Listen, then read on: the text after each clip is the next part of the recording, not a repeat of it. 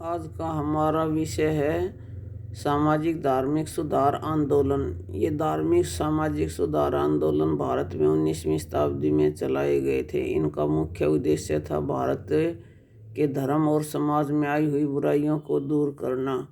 अतीत में हिंदू धर्म बहुत ही अच्छा धर्म था, इसमें किसी प्रकार की कोई बुराइयां नहीं थी। विशेषकर हम बात करें वैदिक काल की। वैदिक काल में भारत में जाति जन्म के आधार पर नहीं होती थी, बल्कि कर्म के आधार पर होती थी।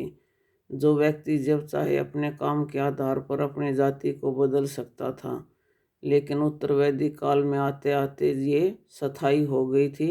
इसने कई प्रकार की जटिलताएं धारण कर ली थी।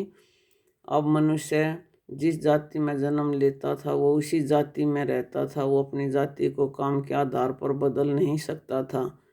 यही जो स्थायित्व था जाति का, इसने बहुत ही जटिलता प्रदान कर ली थी और इससे समाज में रहने वाले निम्न वर्ग के लोगों का काफ़ी शोषण होना शुरू हो गया था। यहाँ पर 19वीं शताब्दी तक आते आते भारत में कई प्रकार की सामाजिक धार्मिक बुराइयाँ हमारे समाज के माथे पर कलंक बन गई थी। समाज में फैली हुई कुरीतियाँ जैसे सती प्रथा है, विधवाओं को पुनर्विवाह करने की अनुमति न देना, कन्यावध, बाल विवाह और उसमें दहेज प्रथा जैसी जो बुराइयाँ थी, ये समाज के माथे पर कलंक बन गई थी। हमारे यहाँ पर कुछ महान विभूतियों का जन्म हुआ भारत में, और उन्होंने ये महसूस किया कि ये हमारे समाज और धर्म को और हमारे राष्ट्र को पीछे लेके जा रही है, इससे हमारी सारी उन्नति रुकी हुई है। तो उन्होंने इन सब को दूर करने के लिए काफ़ी प्रयास किए थे। यहाँ पर बड़े बड़े आंदोलन चलाए गए थे। उनमें से प्रमुख आंदोलन राजा राम मोहन राय के द्वारा ब्रह्म समाज चलाया गया, स्वामी दयानंद सरस्वती के द्वारा आर्य समाज चलाया गया, स्वामी विवेकानंद के द्वारा रामकृष्ण मिशन चलाया गया, श्रीमती एनी बेसेंट के द्वारा थियोसॉफिकल सोसाइटी चलाया गया, ज्योतिबा फूले के द्वारा पूना में सत्यशोधक आंदोलन चलाए गए। तो ये सब आंदोलन वो आंदोलन थे जो हमारे समाज में फैली हुई बुराइयों को दूर करने के लिए, लोगों को जागरूक करने के लिए, उनमें फैले हुए अंधविश्वास को दूर करने के लिए चलाए गए थे, ताकि लोग इन सब अंधविश्वासों से निकल के बाहर आएँ और वो सब अंतर्राष्ट्रीय स्तर पर जो विकास हो रहा है, अंतर्राष्ट्रीय स्तर पर आपस में जो भाईचारा फैल रहा है, वो उन सब से जुड़ें और इन अंधविश्वास की जड़ों को निकाल के फेंक दें, इनसे दूर हो जाएं, तभी समाज और धर्म का विकास होना संभव था। तो ये जो जागृति आई है उसके पीछे कई कारक जिम्मेदार ठहराए गए हैं कि कौन कौन से ऐसे कारक थे जिसकी वजह से भारत में पुनर्जागरण आया, लोगों में नया जीवन आया, उनके अंदर एक नव प्राण फूंक दिए गए थे। तो उसमें पश्चिमी शिक्षा का प्रभाव बताया जाता है। ये पश्चिमी शिक्षा के प्रभाव ने भारत में नव प्राण फूंक दिए थे। लोग अंधविश्वासों को दूर करके और वो वैज्ञानिक दृष्टिकोण अपनाने लगे थे, और ये उन लोगों के द्वारा उठाया गया कदम था जो विदेशों में उच्च शिक्षा प्राप्त करके आते थे। उनके दृष्टिकोण में क्रांतिकारी परिवर्तन हुआ था। तो उन्होंने यहाँ आकर के भारतवासियों को इन सब बुराइयों से दूर रहने के लिए बताया, उनके अंदर नई चेतना पैदा की थी। अब इसमें बताया जाता है कि प्रेस की भी अहम भूमिका रही है। 19वीं शताब्दी में भारत में अंग्रेजी और हिंदी दोनों भाषाओं में समाचार पत्र और पत्रिकाएं यहाँ प्रकाशित होने लगे थे। तो ये हमारे सामाजिक और धार्मिक सुधार आंदोलन के जो नेता थे, उन्होंने इन पत्रिकाओं के माध्यम से भारतीयों के अंदर नई राष्ट्रीय चेतना उत्पन्न की थी। उन सबको प्रेस के माध्यम से जाति प्रथा, छुआछूत, बाल विवाह, पर्दा प्रथा, सती प्रथा, विधवा विवाह और अनमेल विवाह, मूर्ति पूजा, इन सब अंधविश्वासों को दूर करने के लिए उनके विरुद्ध उन्होंने प्रचार किया था।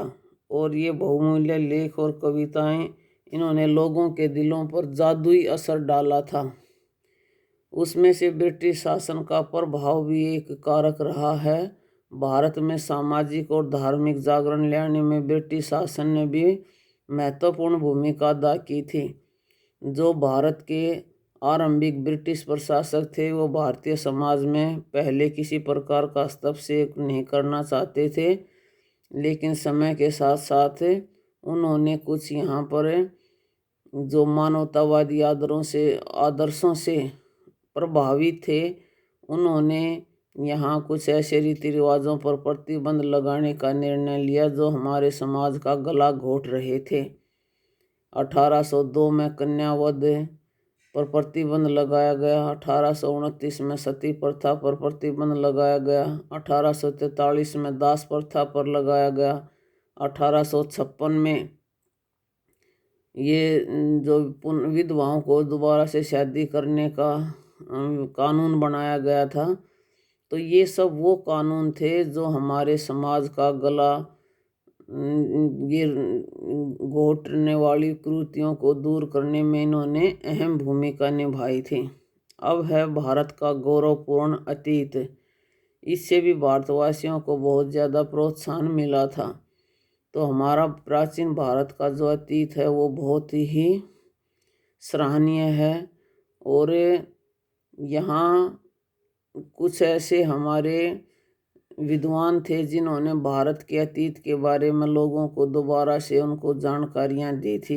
भारतीय ही नहीं बल्कि विदेशी भी ऐसे विद्वान हुए हैं जिन्होंने भारत के अतीत के बारे में भारतीयों को बताया था। उसमें से विलियम जोन्स हैं, जेम्स प्रिंसिप हैं, और मैक्स मूलर हैं, अलेक्जेंडर कनिंघम हैं, आरजी भंडारकर हैं।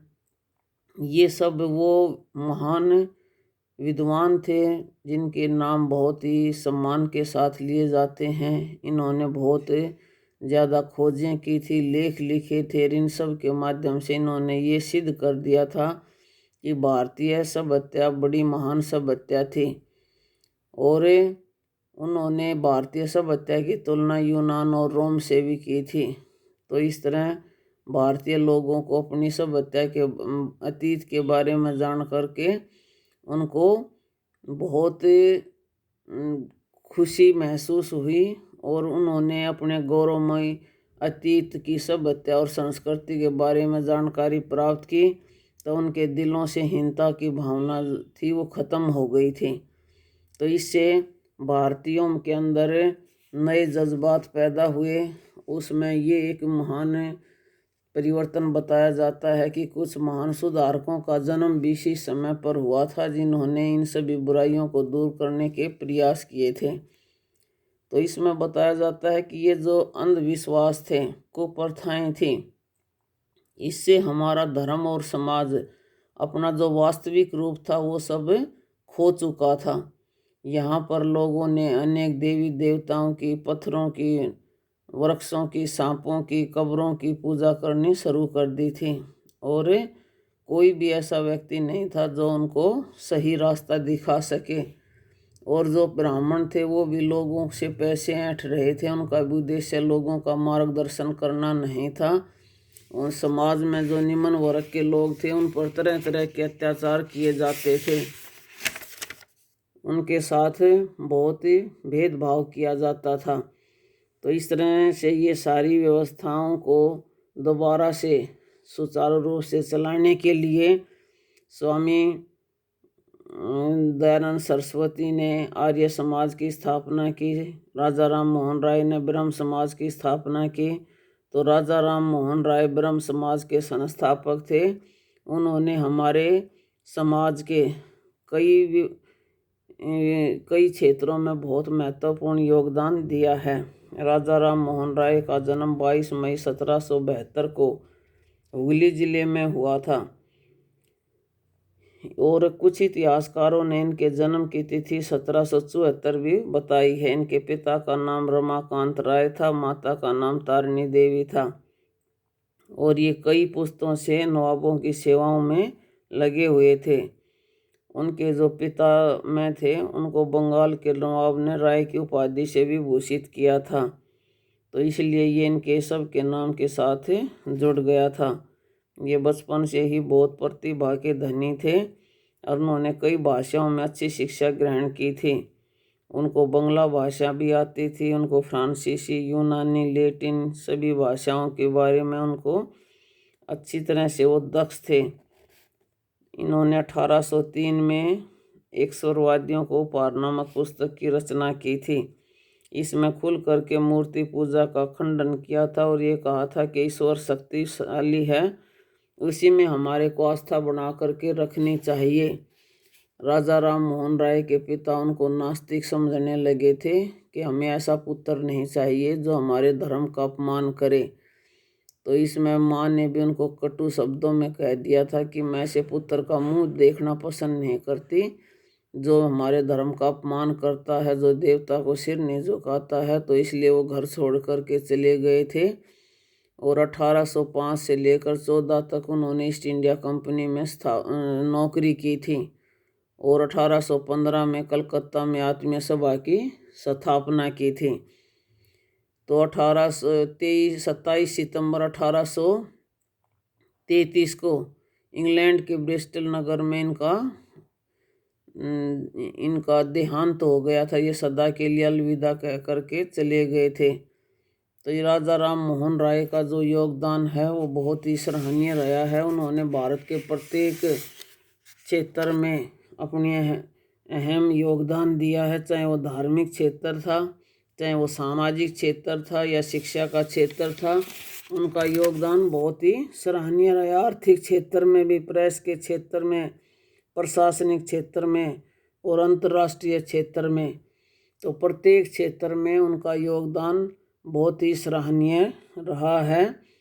उन्होंने ही 1828 में ब्रह्म समाज की स्थापना की थी और उसी के माध्यम से ये सब भारतीयों को जागरूक करने का अभियान चलाया था। तो राजा राम मोहन राय का नाम बड़े सम्मान के साथ लिया जाता है। इतिहास में उनको पुनर्जागरण का जनक कहा जाता है। तो राजा राम मोहन राय के बाद उनके अनुयायियों ने इसको आगे चलाया था। जब उनकी मृत्यु 1833 में हो गई थी तो देवेंद्र नाथ टैगोर ने, केशव नाथ सेन ने, इन सब ने ब्रह्म समाज की जो शिक्षाएं थी उनको आगे बढ़ाया था। और ये कहा जाता है कि ब्रह्म समाज की बदौलत ही, केशव चंद्र सेन के प्रयत्नों से ही 1872 में सरकार ने कानून पारित किया था जिससे दूसरे विवाह पर प्रतिबंध लगा दिया गया था। ये भी इनकी एक बहुत महत्वपूर्ण उपलब्धि थी। केशव चंद्र सेन ब्रह्म समाज के अंतिम महान नेता थे। उनकी मृत्यु के पश्चात ब्रह्म समाज का कोई योग्य नेता नहीं रहा था और इसलिए इसका प्रभाव भी धीरे धीरे करके कम होना शुरू हो गया था।